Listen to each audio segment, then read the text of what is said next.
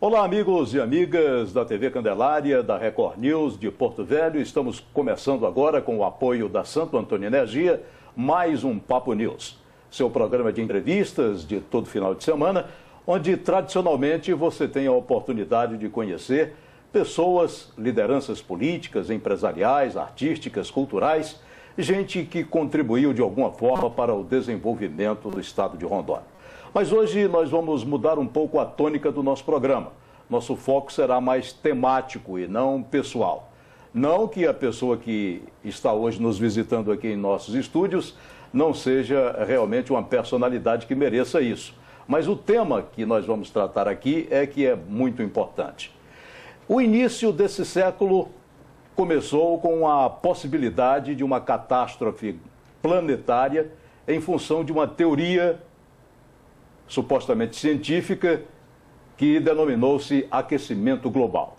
Segundo os postulados dessa teoria, a ação do homem estaria emitindo muito CO2 na atmosfera e isso estaria alterando todo o clima do planeta, o que geraria uma série de consequências, como o descongelamento das calotas polares, o aumento das águas do oceano, o buraco na camada de ozônio e, enfim, o que era mais temível de tudo é essa possibilidade do aquecimento global, do efeito estufa. Esse postulado científico hoje está sendo seriamente contestado internacional e nacionalmente. E o nosso convidado hoje aqui no Papo News é o professor Ricardo Augusto Felício, professor de climatologia da Universidade de São Paulo. E aí, professor? Quero agradecer a gentileza do senhor ter atendido o convite da produção do programa para discutir esse tema com a gente, já que está em Porto Velho em função dessa temática, né? Desmistificar o que seria o aquecimento global. O que o senhor tem a falar inicialmente a respeito desse tema? Bom, primeiro agradecer a oportunidade, né, que é bem raro abrir espaço para os cientistas que contestam essa hipótese, em geral nos meios de comunicação. Então, eu quero realmente agradecer muito esse espaço que está sendo aberto, né, para a gente poder discutir esse assunto. Como a gente gosta de dizer, a nossa parte científica não é de doutrinação, na verdade é para colocar a pulga atrás da orelha das pessoas, para elas começarem a questionar as coisas, não aceitar tudo como se realmente fosse um consenso, uma tranquilidade. Elas percebem que tem bastante gente contestando a hipótese do aquecimento global, elas vão perceber que isso também vai mudar as suas vidas, porque de um jeito eles queriam mudar, falando que, olha, como nós estamos aí mexendo no clima do planeta, nós vamos consertá-lo desde que vocês paguem uma conta, né? Enquanto que os cientistas que são críticos a essa história simplesmente estão falando, olha, não temos que fazer nada disso, as coisas são como são e ninguém precisa pagar coisíssima nenhuma. Hoje essa coisa está tipo assim, uma religião, né? Existem aqueles que são adeptos dessa teoria do aquecimento global e tem aqueles céticos que estão começando a se mobilizar aqui no Brasil mais recentemente, mas isso já é um movimento que mundialmente já acontece há algum tempo, como o senhor falou. Sim. E quando o senhor fala eu falei inclusive em teoria, o senhor está falando em hipótese, né? Não se admite o aquecimento global nem como teoria. Não, é uma hipótese. Hipótese você pode fazer quais você quiser, né? Tipo, eu gosto sempre de dizer nas minhas palestras, borboletas batendo asas aqui na Terra alteram o clima de Júpiter? Sim, é uma hipótese. Agora, você trazer as evidências para que isso se corrobore numa teoria é que são outros 500.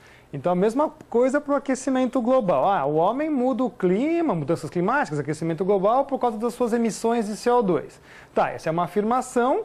Então, se você faz a afirmação, se você é o cientista que faz a afirmação, é você que tem que trazer as evidências para que se construa uma teoria. É tipo no direito, né? O ônus da prova é de quem acusa. Exato. Então, todos os cientistas têm o direito, não só os cientistas, como toda a sociedade civil tem todo o direito de questionar aonde estão as provas. É isso que a gente quer mostrar para as pessoas. Então não são cientistas negacionistas, coisas assim, bichos do capeta, não. São pessoas, é o trabalho da ciência, né? Ciência é isso. Ela se constrói falando assim, mas tudo bem, você está fazendo esta afirmação, prove-me que ela é verdade. E aí que começa a desmoronar o castelo de cartas.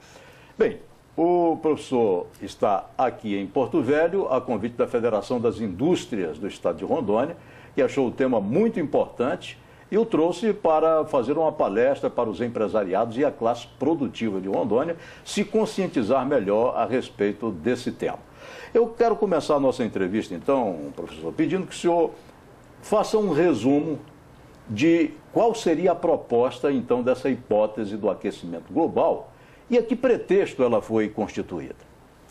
É muito boa essa pergunta, porque, inclusive, construir esse raciocínio não é tão trivial, mas se você perceber que se constrói em cima de todo o sistema produtivo, taxar esse sistema produtivo de ineficiente, né? E admitindo que você possa trocar esse sistema produtivo por um outro eficiente, mais verde, mais ecológico, etc. e tal, é um grande questionamento a ser feito também, porque quando você troca uma coisa antiga por uma nova, significa que você vai ter que pagar patentes para o uso dessas coisas. Isso já é uma primeira coisa. Mas uma segunda, muito mais trivial, imagine se realmente a gente conseguisse criar taxas sobre o carbono. Né? Todo o carbono que é emitido, produzido, tudo tem carbono, né? Nós somos feitos de carbono. Se a gente tivesse a chance de tirar... É a matéria-prima do universo. Exato. Se você tivesse a chance de tirar o dióxido de carbono, o gás carbônico da atmosfera, por exemplo, acabaria a vida na Terra. Isso. As plantas desaparecem, o resto tudo desaparece também. Mas imagine se na hipótese de a gente conseguir criar uma taxação em cima disso. Você taxa o mundo inteiro. E não só isso é tirânico, né? é draconiano, mas que as pessoas, né, vão ter que mostrar a sua parte, ao nível de cidadão, né? Elas vão ter que participar disso. E os governos fazendo os seus inventários de carbono. Olha, fazer inventário de carbono é escancarar o sistema produtivo de um país para o exterior. Olha, nós produzimos isso em todos os segmentos. Com esses métodos. Exatamente. Então, entregar o ouro ao bandido. Exato. Né? Vocês deixar toda a sua estratégia de desenvolvimento à mercê para que órgãos fiscais da ONU possam lá ter acesso e saber quanto, se você está cumprindo metas, etc. e tal, taxar os países e, ao mesmo tempo, também criar as oportunidades e você também fazer as sanções. Ao mesmo tempo que você tem hoje um controle sobre o urânio no mundo inteiro, né?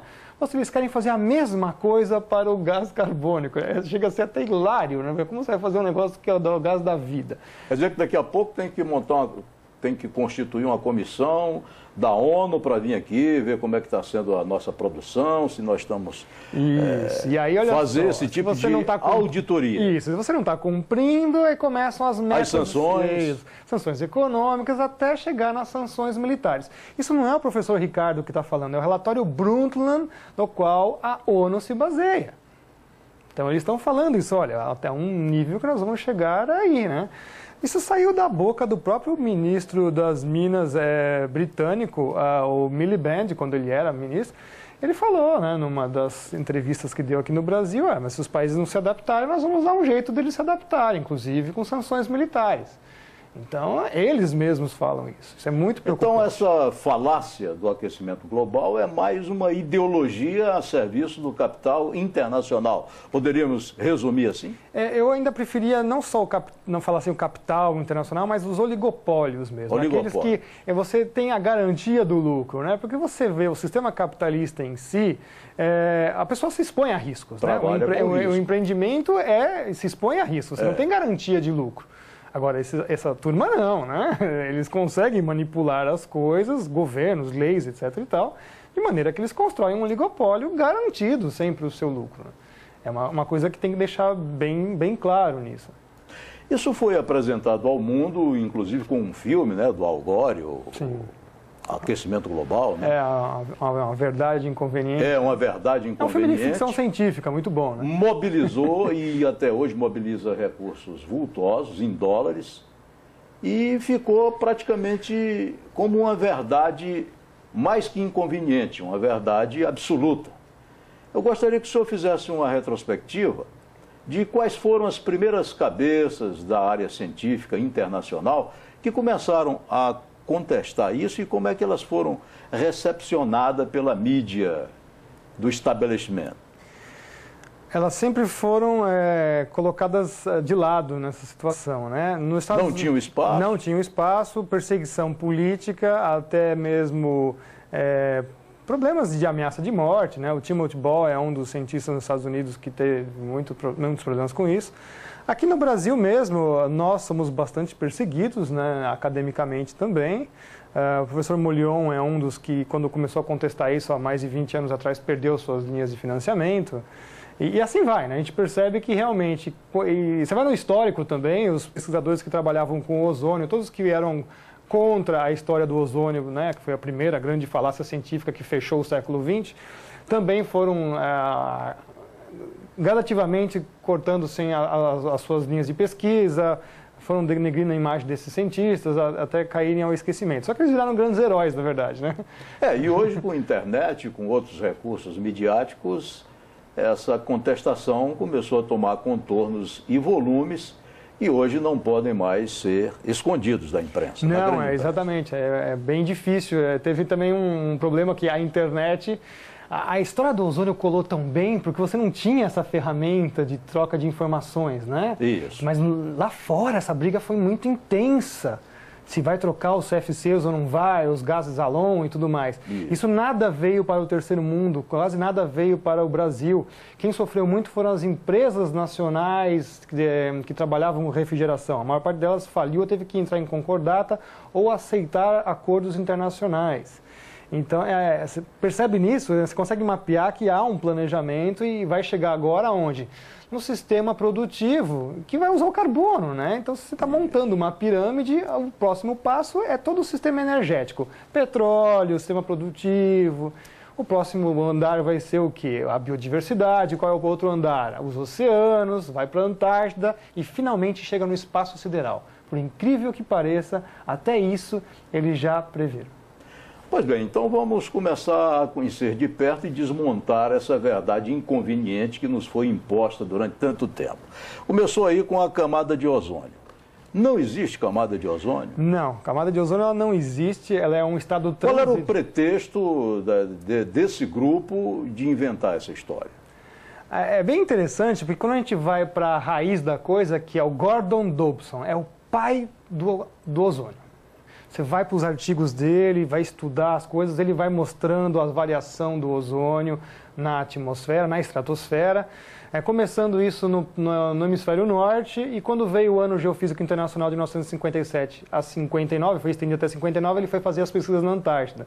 E ele mostra nos seus gráficos, assim, categoricamente, o ozônio vai e o ozônio desaparece. Então, essa ideia de que cíclico. Não existe uma camada de ozônio, as pessoas têm que esquecer isso. Isso aí foi um conceito errado. São nuvens ozônicas que surgem e desaparecem o tempo todo. E elas independente da ação do homem. Independente. E elas necessitam de luz solar para aparecerem. Isso que é importante. Sem luz solar não adianta, não vai aparecer.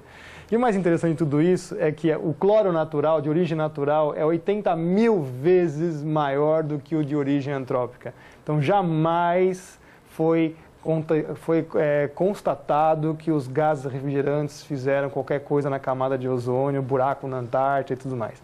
Isso aí já era conhecido ainda no começo do século XX e usou-se, então a ciência hoje sabe assim, tem aquele negócio lá, vamos direcionar as pesquisas para provar que aquilo ali aconteceu por causa da minha metodologia, do meu procedimento científico. Então você cria uma hipótese, cria uma situação laboratorial e a prova daquilo não é realmente o evento, é o seu laboratório. Acontece a mesma coisa na história do aquecimento global. Não existe a prova no mundo real, então a prova está dentro dos modelos de computador.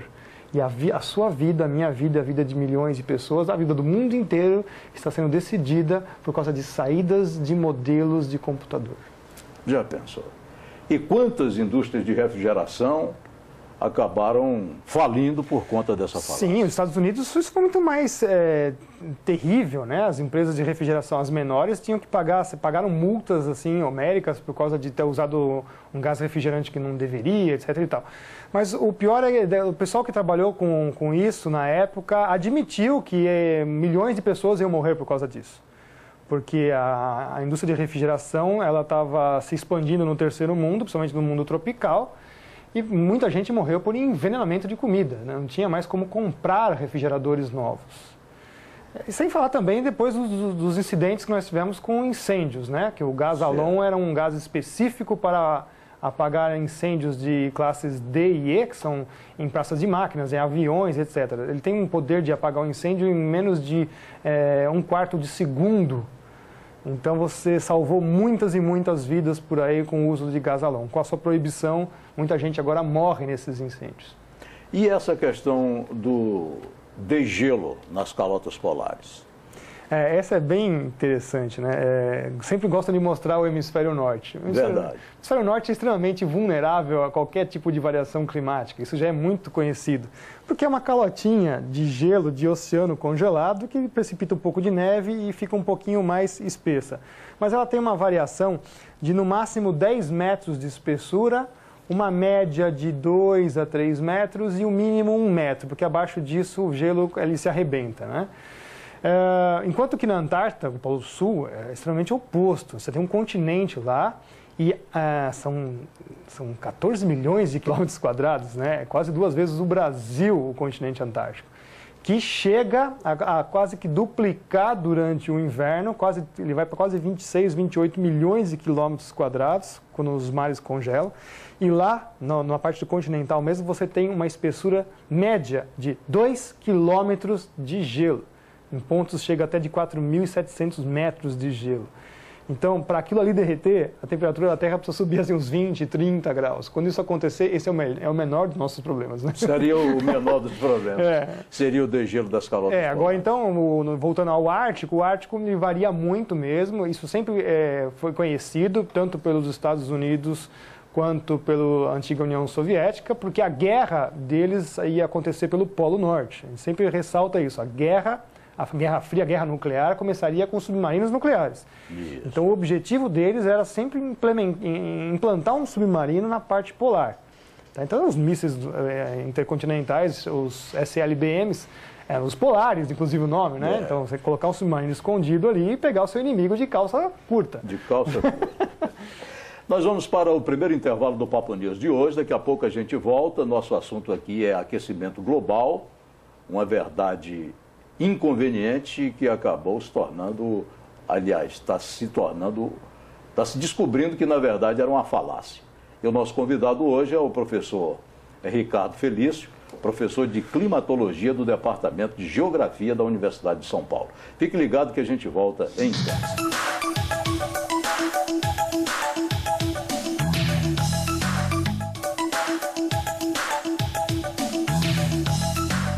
Com o apoio cultural da Santo Antônio Energia, nós estamos voltando agora para o segundo bloco do Papo News de hoje, conversando com o professor Ricardo Felício, professor de climatologia do Departamento de Geografia da Universidade de São Paulo, que está em Porto Velho para proferir uma palestra a convite da Federação das Indústrias sobre essa falácia do aquecimento global.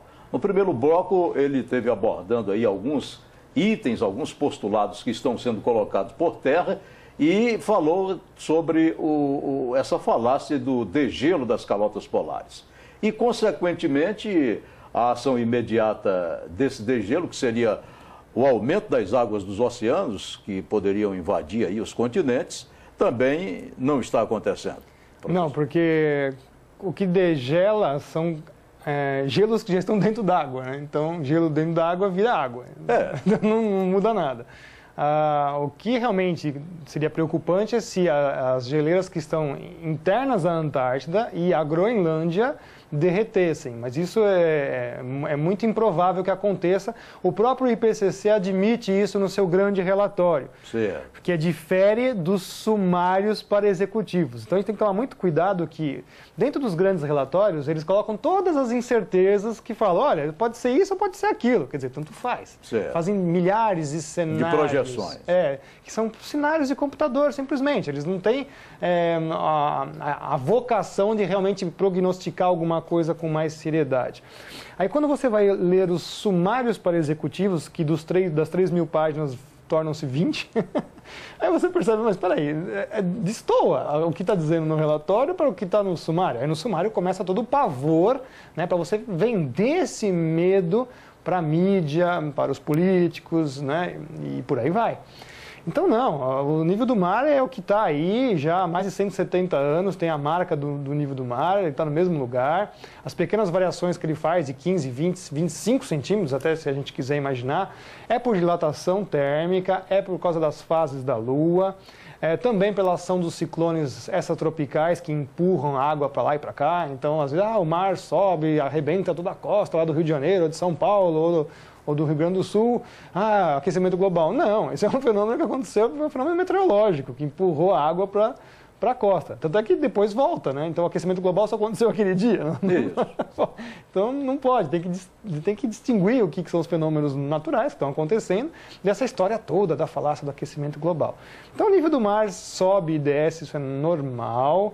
É um ciclo normalmente de 18, 19 anos, ele fica variando 25 centímetros para mais ou para menos. E já esteve muito mais alto há 5.000 anos atrás, 4.000 anos atrás. Então chegou a estar já a 3 a 5 metros mais elevado do que o atual. As temperaturas também já tiveram 8 graus Celsius mais altas do que a atual. Então não tem nada que se preocupar as pessoas, nós estamos nas flutuações normais do nosso interglacial. Vivam felizes. Que boa notícia, né, rapaz? Vivam a gente felizes. aqui ficava preocupado com essa possibilidade de as águas tomarem conta dos continentes, né? E temos aí dilúvios localizados em várias regiões do planeta. Isso está descartado por essa questão. Não existe, né? A questão das chuvas é um outro viés, é quando os oceanos estão mais aquecidos. Os tsunamis da vida, por exemplo, não, tem são outra fenômenos origem. geológicos, né? Então é quando você tem terremotos, essas coisas, e aí você gera tsunamis. Então as pessoas também têm que discernir Depende isso. do clima, Não tem nada a ver com o clima. Mas você vai ver muito isso. Altera muito o clima, mas não Você vai ver muito isso recorrente, assim, em notícias. Nossa, o aquecimento global causa todas essas coisas. É verdade. Não, as pessoas isso começam logo a associar. Não pode ficar tranquilo, isso não existe nada disso. E sempre que eu gosto de ressaltar, aquecimento é para o bem. Toda vez que a Terra passa por períodos mais quentes, tudo é favorável. Você tem abundância de vegetação, portanto, abundância de alimentos, abundância de fauna, né, de flora e abundância, inclusive, da civilização humana, que a gente já passou por períodos até mais quentes e foi muito saudável. É sempre pior o contrário, quando a Terra passa por períodos prolongados de resfriamento. Porque sem energia não se faz nada. Não pode esquecer disso. Então, se a Terra começa a ficar muito fria, começa a entrar em um período glacial, começa a congelar tudo, o ciclo hidrológico, que é aquele que leva a água, ele começa a diminuir e tudo começa a ficar cada vez mais escasso. Pois bem, então o pobre do agricultor que veio para Rondônia, pegou seu lotinho de terra, começou a desmatar, fazer sua roça, fazer sua plantação, outros começaram a investir na pecuária e que estavam aqui amedrontados com essa questão do aquecimento global, do efeito estufa, de que eles estariam provocando tudo isso no planeta, pode dormir tranquilo que não... Por crise de consciência... Tem que tomar um cuidado para falar assim, então porque você está falando isso, você está autorizando a destruir a natureza. Não estamos autorizando nada disso, nós estamos simplesmente questionando que o aquecimento global e toda essa história é uma falácia. Todos os outros... Não é por isso também que nós vamos sair por aí desmatando então, tudo. Todas as outras formas produtivas, a agricultura, a pecuária, essas coisas, a gente usa a razão, ciência, usa as técnicas, conversa com os engenheiros florestais.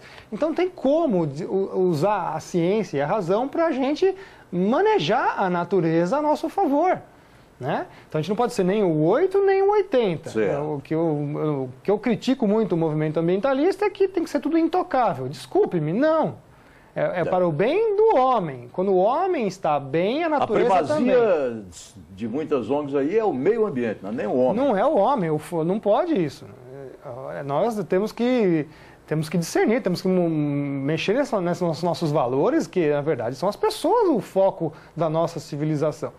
Se vai ser o meio ambiente, se somos humanistas, o meio ambiente vai continuar aí, muito bem, obrigado. A raça humana vai toda desaparecer e o planeta vai continuar aí, inclusive todas as formas de vida que estão aí vão mudando também. Isso sempre aconteceu e vai continuar acontecendo, independente do homem ou não. Então, a gente tem que deixar muito claro isso, que das 1.700 espécies que entram em extinção, que a gente supõe, inclusive, que entram em extinção, apenas 1% disso você pode atribuir ao homem, apenas 1%. Por quê? Porque a mãe natureza falou, acabou o seu tempo, vai desaparecer. Como muitas outras aparecem, de repente os pesquisadores vão lá, nossa, nunca vimos esse tipo de vida. Então, será que ela nunca existiu? Será que ela apareceu agora? A gente não conhece nada da verdade do nosso planeta ainda. Nós temos ainda muito... Exato. Então, falar que a gente ainda está mudando, a gente não conhece nem o que é, quanto mais falar o que vai ser. Entendam isso. É importante dizer isso para o telespectador. A ciência hoje, ela não sabe dizer muito das coisas do que elas são, quanto mais do que elas vão ser no futuro. Perfeito. E como é que o governo brasileiro, porque embora isso seja um movimento de contestação que já vem acontecendo há algum tempo no mundo, eu particularmente tomei conhecimento há bem pouco tempo, com a vinda do professor Molion aqui, Sim. Inclusive esteve aqui nos estúdios da televisão, concedendo uma entrevista para o nosso companheiro Domingues Júnior, no programa Tempo Real, e justamente nesse período que antecedeu a Rio+20. Certo. E soube que foi encaminhado ao governo brasileiro, ao presidente Dilma, uma carta de 18 cientistas, cientistas, que contestam essa teoria do aquecimento global, essa hipótese, como Sim. você formula. E parece que o governo não deu bola para isso. Como é que é? O governo entrou no jogo dos poderosos? Como é que está essa questão? A posição governamental do Brasil, já de muitos governos, é pró-aquecimentismo mesmo. Né? A gente percebe isso... Não é privilégio desse governo agora, já vem de outros. E, infelizmente, está acontecendo, né? Em todas as esferas, não interessa a bandeira de partido político, a gente também percebeu já muito isso. E isso é muito triste, né? Porque, ao invés de estar defendendo os interesses da nossa nação, nós estamos abrindo mão disso. Então, eu fico assim preocupado como humanista e como também nacionalista. Eles não gostam, né? Os zongueiros não gostam que a gente seja nacionalista. Mas eu me preocupo bastante com a situação do meu país, né? E a situação das pessoas. Nós temos 40 milhões de pessoas que passam fome e necessidade extremamente básica ainda no nosso país, para estarmos aqui preocupados com a plantinha. Então, temos que reverter essa situação, mudar o foco. Eu acho que há um entendimento muito equivocado sobre isso e precisamos voltar a olhar as coisas com a razão e deixar essa pseudociência do aquecimento global de lado. Tem que enterrar isso definitivamente, né? Agora, para fazer isso, tem que se predispor, como o senhor faz, de tirar um pouco do seu tempo, de graça, de ir de estado em estado, fazer palestras, conceder entrevistas. Sendo até criticado por isso, eu tive a oportunidade de ler alguma coisa na internet com relação à sua participação em alguns programas de televisão e de rádio, desmontando todo esse esquema ideológico que foi montado sobre o aquecimento global, dizendo que o senhor é um ativista aí de movimentos conspiratórios, né, aquelas coisas. Eu já virei marxista, capitalista, tudo assim. Eu falei, nossa, é impressionante. Né? Todo dia ele coloca em algum lugar diferente, né? E a gente vê assim que eu não posso simplesmente fazer uma análise fria da situação, né? Fazer ciência mesmo. Não posso fazer uma análise fria sem receber um rótulo. Mas a gente já sabia que isso ia acontecer, porque isso aconteceu no exterior e como o Brasil gosta... É um país tupiniquim, né, nessa mentalidade mesquinha, copia tudo do exterior, inclusive o nosso próprio painel brasileiro de mudanças climáticas é uma verdadeira piada, porque é idêntico ao IPCC em todos os aspectos, até de lançar um sumário executivo antes de trazer as respostas de pesquisas, né, falando que a Amazônia vai subir 6 graus Celsius, eles tiram isso da cartola, isso é mágica, né?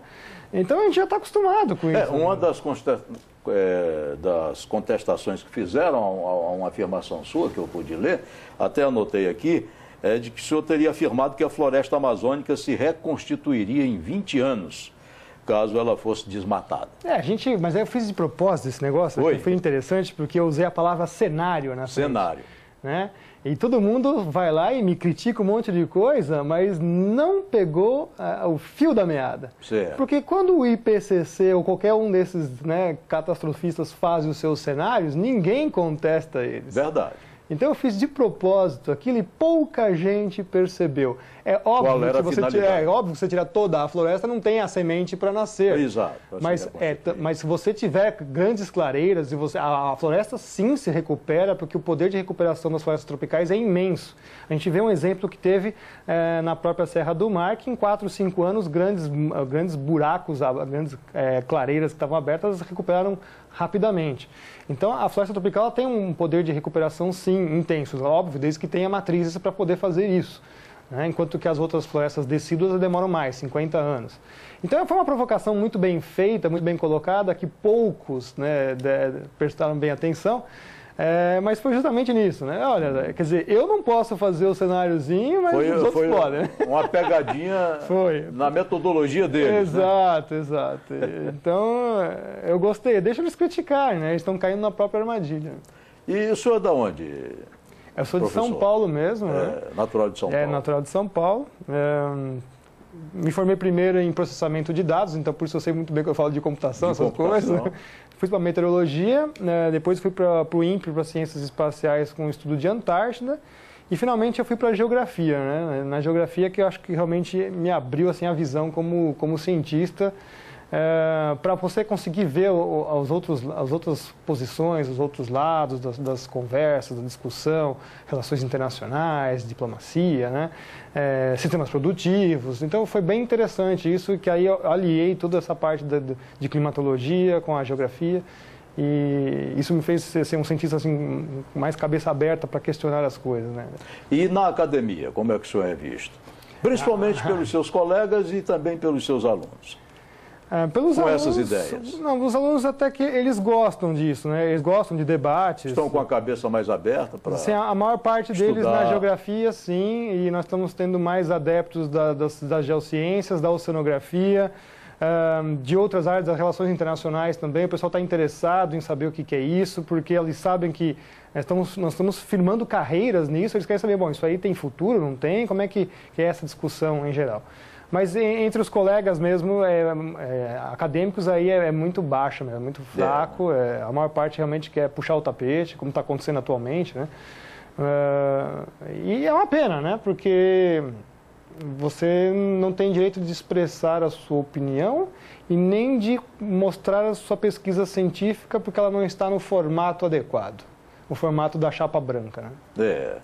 E a partir de que momento você começou a se interessar por esse assunto, a ponto de se expor publicamente para contestar? Foi em 2005, a pedido do professor Conte mesmo, ele pediu para fazer uma palestra sobre o ozônio, né? E eu comecei a estudar bastante sobre o assunto, e aí eu deparei-me com textos que estavam contestando a história do buraco da camada de ozônio, e eu fui a fundo aquilo.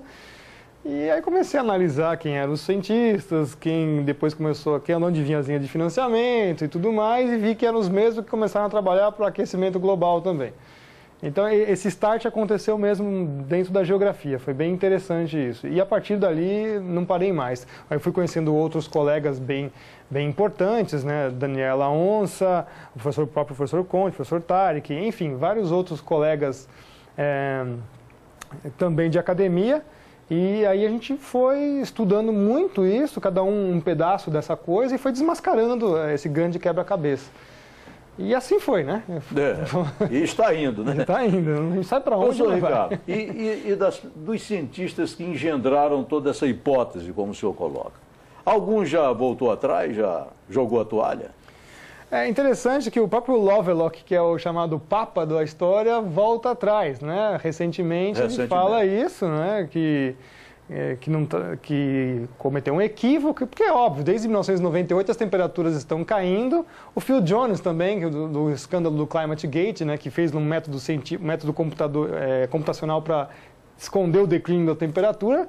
O próprio Red Crew, que é onde ele trabalha agora, teve que escancarar, olha, realmente as temperaturas estão baixando. Então você percebe que lá fora eles já estão meio que deixando de lado, enquanto que nós aqui, essa onda ainda vai demorar. Como sempre, no Brasil demora muito. Então aqui ainda estão fazendo um intenso esforço em salvar o aquecimento global, as mudanças climáticas, o caos ambiental, né?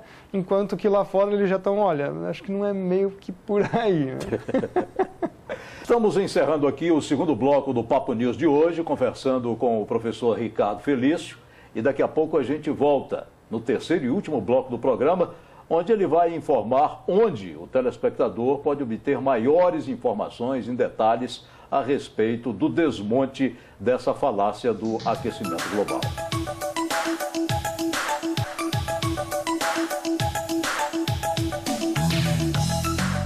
Estamos voltando agora para o terceiro e último bloco do Papo News de hoje, conversando com o professor de climatologia do Departamento de Geografia da Universidade de São Paulo, professor Ricardo Felício, que está conversando com a gente sobre a questão do aquecimento global.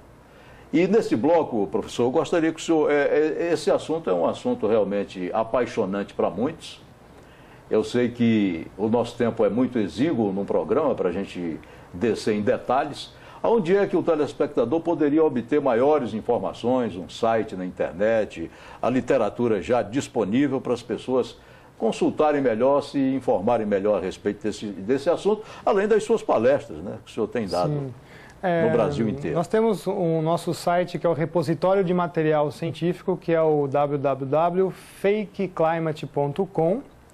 Nós também temos um blog onde são notícias mais correntes, assim, que é também www.fakeclimatewordpress.com. E também num canal de televisão no YouTube, né? As pessoas podem colocar lá só Fake Climate e já vão achar todas as palestras, entrevistas, inclusive a sua vai para lá também. Documentários. Vai para lá também.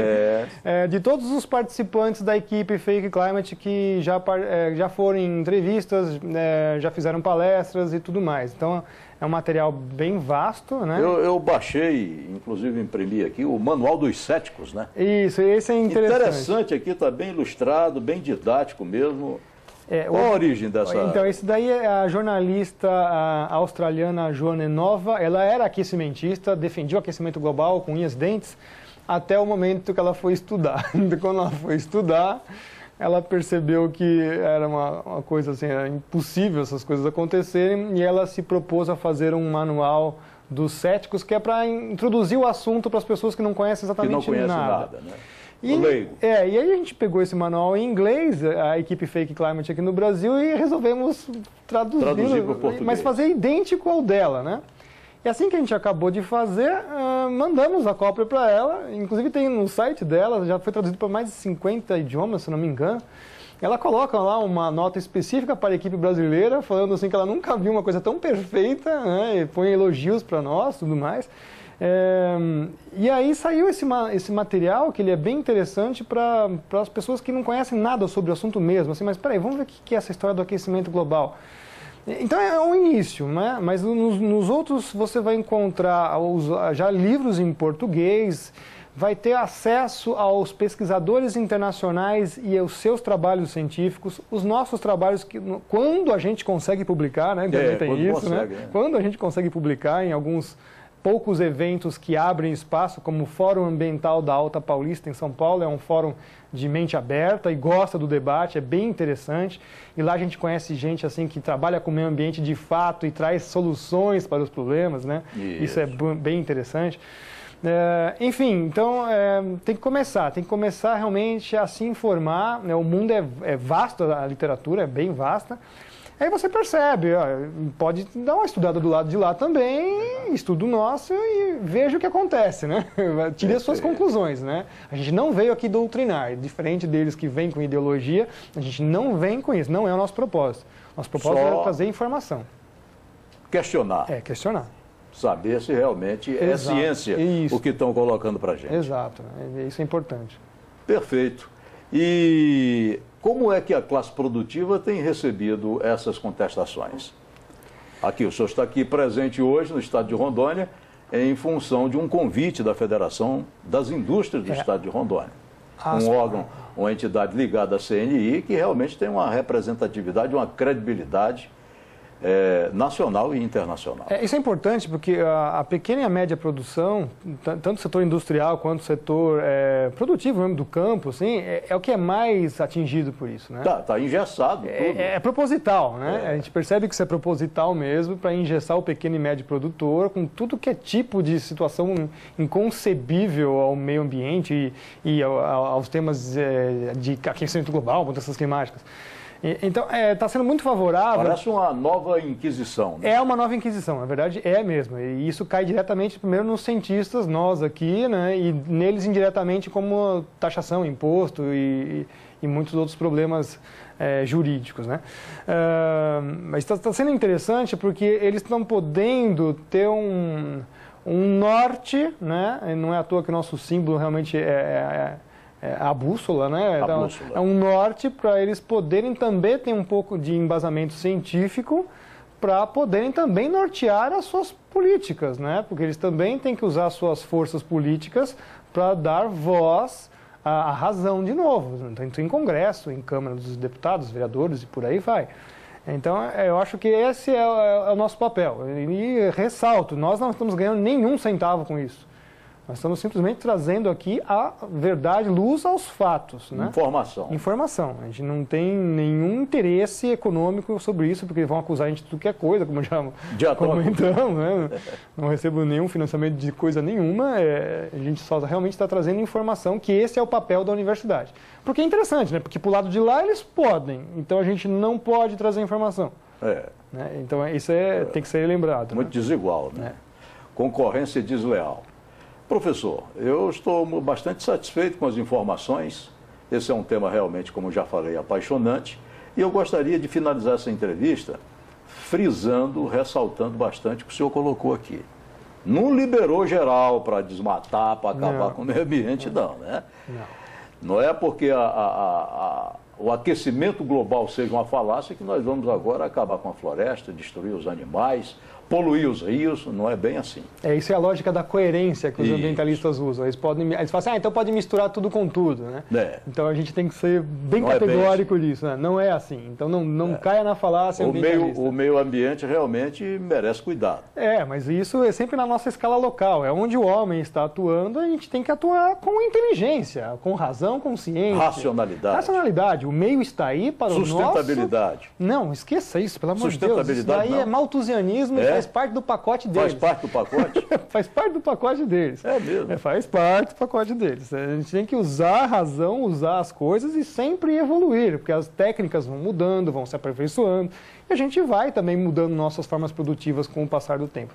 Nunca é uma coisa sempre igual eternamente, né? Isso faz parte, né? Até a sustentabilidade pode jogar isso fora. Descartado. Descartem isso, pelo amor, tirem isso do discurso. Vamos trocar por racionalidade. Racionalidade. Vamos usar a razão, a ciência para tirar o usufruto do mundo. O mundo é nosso. O mundo é nosso. E eu sempre estranhei que nesses encontros internacionais, como agora aqui na Rio+20, os países top do desenvolvimento industrial não dão muita bola para isso, não aparecem. Suas lideranças nadam de costa nesse rio, né? Sim. Por quê? Porque eles sabem que isso não tem nada a ver com Não existe. Sustentabilidade é um contrassenso do cosmos, né? Nada é eterno, nem o Sol é eterno. Como é que a gente vai dizer que nossa forma produtiva vai ser eterna? Sustentável. Imagina, não existe isso. Não existe. Uma hora você vai mudar por um outro produto. Os ciclos de Kondratiev, a gente viu isso. Era o mercado era o óleo da baleia, veio o petróleo, veio o ferro, as coisas vão mudando. Nem a informática já saiu do seu pico. O pico da informática foi a virada do século 20 para o 21, 2000, 2005, morreu. Ela já está aí no nosso dia a dia. Então, as coisas vão mudando, vão se transformando. A gente não pode falar, é uma coisa que vai ficar eternamente. Não existe isso, não existe isso. Então, é discurso, é malthusianismo de roupa nova. Perfeito. E eu quero desejar sucesso aí. Eu que agradeço a oportunidade. Agradecer mais uma vez a sua participação aqui no programa e quero deixar os nossos microfones, nossas câmeras aí para as suas considerações finais. Uma palavra para aqueles que ainda estão aí olhando assim com desconfiômetro no seu rumo. Olha, ótimo, continue com o seu desconfiômetro ligado. Não só do seu rumo, mas de todas as direções. Para todos os outros também. Então, é uma provocação, é um tapa na cara, para a gente acordar, para não aceitar essa ideia de consenso e sair atrás pesquisando. Muita coisa que ele falou não tem sentido, eu não concordo, tudo bem, mas não é possível que tudo você não concorde. Então, alguma coisa nós temos que ver aí o que está acontecendo, né?